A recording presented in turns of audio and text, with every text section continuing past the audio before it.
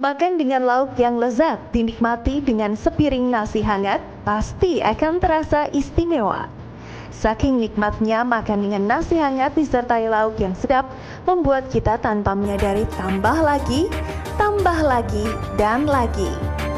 Namun di balik lezatnya nasi yang disajikan selagi hangat, ternyata berdampak kurang baik untuk kesehatan karena karbohidratnya yang sangat tinggi dibandingkan dengan nasi dingin. Kadar glukosa yang masuk ke dalam tubuh sangat tinggi. Lalu benarkah dengan mengkonsumsi nasi hangat bisa menyebabkan seseorang terkena penyakit diabetes?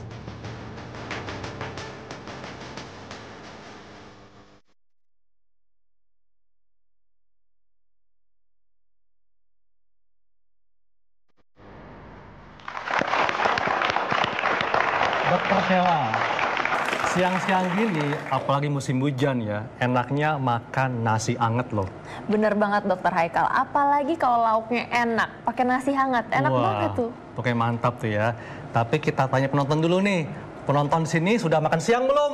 Sudah. Nah, tadi makan siangnya pakai nasi anget atau nasi dingin? Nasi anget. Kenapa suka nasi anget? Nah, mungkin Mbak ini nih, kenapa suka makan nasi anget, Mbak? Karena kalau nasi hangat itu lebih nikmat, apalagi ditambah lauk yang kita suka, Dok. Wah, pasti lebih enak. Lebih enak ya. Oke. Dokter Haikal, ngomong-ngomong soal sehat atau enggaknya nasi hangat, kan ada juga nih yang berpendapat bahwa nasi dingin itu lebih sehat. Benar atau enggaknya? Langsung aja kita invite Dokter Ferawati, spesialis gizi klinis. Siang, Dok. Siang, Dok. Dok, silakan Dok. Ya. Ini kita sedang membahas nasi anget dan nasi dingin. Ya. Tentunya di antara kita nih lebih suka nasi anget. Betul. Katanya lebih nikmat, apalagi kalau lauknya mantap. Enak, wah. betul. Nah, tapi mungkin sebagian ada juga nih suka nasi dingin. Ya. Nah, Ini enak banget nih, apalagi ngebul, masih kan? beruap-uap begini. Betul sekali. Oke. Jadi gini, sebenarnya kita harus menyamakan persepsi dulu. Nasi dingin itu seperti nasi apa ya? Memang kalau yang nasi baru diangkat, kemudian masih beruap, kita sebutnya nasi hangat. Sedangkan nasi yang sudah ditaruh di meja seperti ini, itu kita sebutnya nasi dingin. Tetapi ada sesuatu yang baru sebenarnya. Bagaimana kita memanfaatkan nasi dingin supaya kita sehat, itu yang penting. Gitu. Kemudian kalau kita lihat di sini, tergantung. Jadi kalau misalnya kita bandingkan antara nasi hangat dengan nasi dingin terhadap efeknya ke dalam tubuh, sebenarnya nggak terlalu berbeda bermakna. Oke, kalau nasi hangat mengandung lebih banyak karbohidrat, itu mitos atau fakta, Dok? Itu adalah mitos. Jadi baik nasi hangat ataupun nasi yang kita dinginkan itu sama saja karbohidratnya. Tetapi ada sesuatu yang berbeda. Ternyata kalau nasi yang dingin dalam artian nasinya kita masukkan ke dalam lemari es selama 24 jam, itu dia bisa lebih menurunkan kadar gula darah.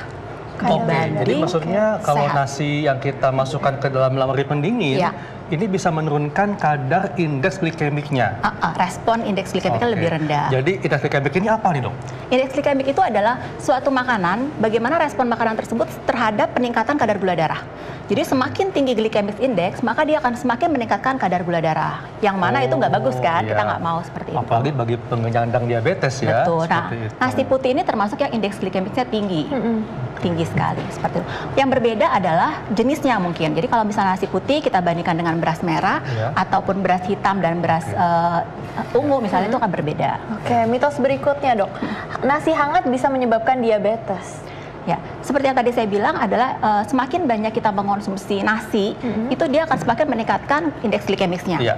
Semakin tinggi dan semakin banyaknya, itu akan meningkatkan kadar gula darah kita. Jadi semua tergantung berapa banyak. Jadi ada penelitian sebenarnya, berapa banyak sih yang akan meningkatkan kadar gula darah dibandingkan antara orang yang makan 300 gram, itu kurang lebih 100 gramnya itu 7-8 sendok makan, dengan yang makan 200 gram, ternyata yang makan 300 gram itu cenderung 80 kali lebih cepat bikin diabetes. Oke, Dok, jadi artinya selain jumlahnya, ternyata kalau nasi itu lebih hangat, lebih tinggi indeks glikemiknya, seperti itu. Kalau misalnya untuk indeks glikemik dia tidak terlalu berpengaruh. Kalau nasi yang baru diangkat dengan nasi yang kita diamkan selama kurang lebih 10 menit. Yang berbeda kalau nasi tersebut kita masukkan ke kulkas dulu. Karena di dalam kulkas tadi selama 24 jam dia akan terbentuk gelatin. yang susah untuk diserap gitu. Oke dok, selanjutnya ada mitos nih, uap nasi hangat dapat menyembuhkan jerawat dan mengecilkan pori-pori di wajah. Jadi Betul gitu dok? Kayak tadi ya. Ini langsung Jadi sekalian spa wajah sepertinya. Jadi sebenarnya mitos ini mungkin atas dasar semua uap akan membuka pori-pori, kemudian setelah kita tutup lagi kayak rice cooker kita tutup, dia akan menutup kecil kembali. Tapi untuk nasi sendiri, memang nasi banyak selenium ya. Selenium kita tahu untuk wajah tuh bagus sekali. Kemudian ada vitamin B-nya juga bagus untuk kulit. Tetapi ya, zat mikronutrien tadi nggak bisa ikut dalam uap air sebenarnya. Jadi itu tidak berefek. Oke, berarti ini mitos ya, mitos lagi.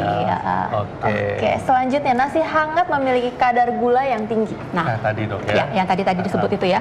Jadi dia memang sedikit meningkat, tetapi nggak terlalu berbeda bermakna. Antara yang kita langsung makan, kemudian enggak. Tetapi yang menjadi jeleknya adalah kalau makan nasi lebih hangat, biasanya lebih memacu rasa lapar kita.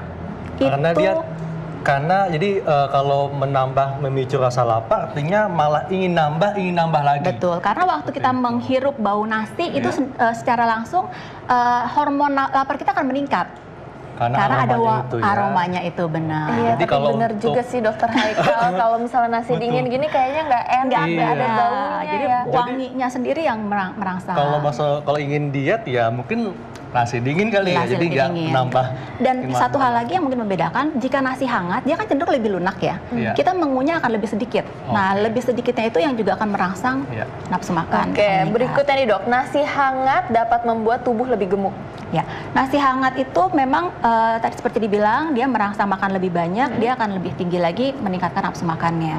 Nah, ada lagi salah satu yang menyatakan bahwa nasi yang sifatnya hangat tersebut dia akan lebih dicerna lebih cepat ya dibanding sama nasi yang dingin, walaupun tidak secara bermakna. Ini penelitiannya masih banyak sebenarnya, pro dan kontranya. Kita mesti harus teliti lebih banyak. Kalau diserapnya sama tubuh sendiri bagaimana dok? Semakin cepat sebuah karbohidrat diserap, misalnya seperti bubur, otomatis dia akan meningkatkan kadar glukosa lebih cepat.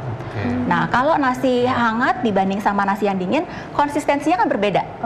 Itu yang membedakan juga. Berikutnya nih dok, nasi hangat menyimpan lebih banyak kalori. Ya, nasi hangat sendiri kalori sama. Jadi dalam 100 gram nasi itu ada 175 kalori. Jadi 175 kalori itu kalau kita bandingkan satu piring nasi kita disarankan makan 500 kalori. Itu lebih dari sepertiganya sendiri sudah dari nasi. Oke, kalau kalori sama, kemudian karbohidratnya sama, adakah perbedaan kandungan serat antara nasi hangat dengan nasi dingin, dok? Tidak ada perbandingannya. Kalau perbedaan antara serat itu adalah antara varian dari jenis nasinya tersebut. Jadi antara beras merah sama beras coklat sama beras putih berbeda. Seperti itu. Yang paling banyak memang seratnya adalah di beras coklat atau beras hitam. Nah, nih dok.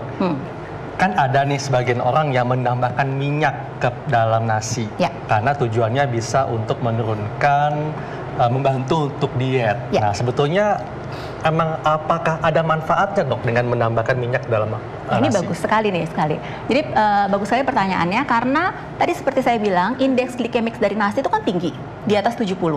Tetapi kalau kita campur dengan makanan lain yang memiliki indeks glikemik rendah, maka dia akan turun. Contohnya apa nih dok, makanan apa? Minyak. Jadi minyak apa nih dok? Yang paling bagus adalah minyak kelapa. Minyak kelapa? Betul. Jadi ada penelitiannya, 1 sendok teh minyak kelapa dicampur dengan 1 cup beras, dimasak, itu menurunkan sampai 50-60% kalori. Wah. Jadi bagus sekali, karena dia indeks glikemiknya turun. Kemudian yang paling penting untuk pasien diabetes adalah dia akan respon glikemiknya akan lebih rendah.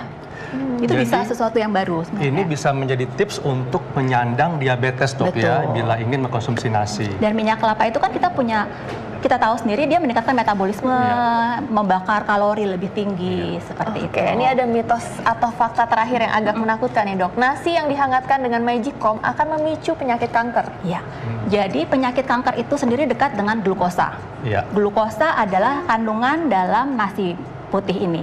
Semakin banyak kita makan glukosa, itu sel kanker kan lapar, dia akan meningkat sel kanker oleh karena glukosa. Jadi jika kita ada resiko kanker, kemudian kita makan glukosa terlalu tinggi, maka sel kankernya akan berkembang dengan luar biasa. Jadi baiknya masaknya itu gimana dok? Nah sebaiknya sekarang kan menjadi tip, kita boleh menambahkan juga mungkin minyak kelapa pada saat kita memasak. Itu perbandingannya 1 cup dengan 1 sendok teh minyak kelapa. Kemudian kita masak. setelah kita masak, kita bisa menaruh dalam suhu ruangan, tetapi nggak boleh terlalu lama. Ya. Berapa jam tuh? Maksimal 10 jam. 10 jam di suhu ruangan ya? Suhu ruangan. Ya. Setelah itu bisa menempel dan mikrospora akan berkembang biak. Yang menjadi hal yang baru mungkin adalah, ini mungkin penelitian masih baru, kita bisa taruh di kulkas selama 24 jam, kemudian kita bisa hangatkan kembali. Nah itu ternyata bisa membantu menurunkan gula darah, seperti itu. Nah dok, ini pertanyaan yang unik dok ya, yang dari saya nih. Kan kita kenal nasi liwet, jadi kan pakai minyak atau santan kan. Nah ini sebetulnya apakah akan menambah indeks glikemiknya atau menurunkan dok? Kalau ditambahkan santan yang adalah lemak, turun indeks glikemiknya. Turun, karena kan lemak, santan itu akan menurunkan indeks glikemik, ya. Tetapi dalam hal kalori yang akan meningkat. Menambah kalorinya ya. Indeks glikemiknya. Belum lagi kalau misalnya kalau kita masak yang tadi nasi liwet segala macam suka ditambahkan gula ya. Nah, itu juga menambahkan kadar gulanya. Nah, kalau Dr. Sheila nih suka nasi goreng dok. Tiap pagi kebetulan makan nasi goreng dok. Nasi goreng gimana dok? Nah, nasi goreng itu yang menjadi bermasalah kalau ditambahkan kecap, itu ada kalorinya juga, ada natriumnya juga, gulanya juga akan meningkat. Dan yang jeleknya adalah dia tidak ada serat ya. Jadi kita harus kalau makan nasi goreng masih boleh, tetapi kita tambahkan sayur yang banyak. Kemudian boleh ya dok ya, ada syaratnya tapi dan ada usaha juga ya. Proteinnya, jadi ada proteinnya juga cukup seperti itu. Oke dok, ini jadi tips dokter apa nih? Kita lebih baik mengkonsumsi nasi hangat, nasi dingin atau bagaimana? Atau perlu menambahkan minyak? Ya, yang pertama adalah jenis dari nasi. Jadi kalau memungkinkan kita mengubah jenis nasinya menjadi beras merah atau beras coklat. Kemudian yang kedua jumlahnya. Jumlahnya itu dianjurkan sekali makan hanya 5 atau 6 sendok. Sekali makan? Sekali makan. Sendok makan? Sendok makan bukan seperti ini. nasi ya? Oke. Jadi itu kita terbagi antara 5 sampai 6 sendok makan. Sisanya dari piring kita isi dengan apa? Kita isi dengan sayur yang adalah karbohidrat kompleks tadi. Kemudian saran berikutnya untuk nasi adalah kita boleh memakan langsung, tetapi lebih baik lagi kalau kita diamkan sebentar selama kurang lebih 15 menit, 20 menit supaya dia agak sedikit mengeras sedikit sehingga kita mengunyah lebih lama. Betul. Dan kita nggak akan terpacu untuk makan lebih banyak karena rasanya tadi. Nah, penonton di sini sudah paham belum? Nasi anget dan nasi dingin. Nah, jadinya lebih pengen nasi anget atau nasi dingin nih? Tetap ya nasi anget, tetap preferensi ya sebenarnya. Oke. Yang penting perhatikan jumlahnya dok. Jumlahnya itu yang bermasalah. Oke. Baik, terima kasih Dr. Vera, sangat bermanfaat sekali dan biasanya nih Dr. Sheila ya, Dr. Vera juga, kalau ibu-ibu yang bekerja itu kadang suka cemas. Apakah anaknya sudah diberi makan oleh babysitternya? Oke. Nah, mungkin bapak-bapak juga ada yang cemas nih. Betul. Apakah soal kerjaannya atau mungkin asistennya udah melakukan tugas-tugas yang istrinya belajar atau kerja nih? Oke, ngomong-ngomong soal cemas, kita akan membahas sesaat lagi. Jangan kemana-mana, tetap di acara Ayo Hidup Sehat.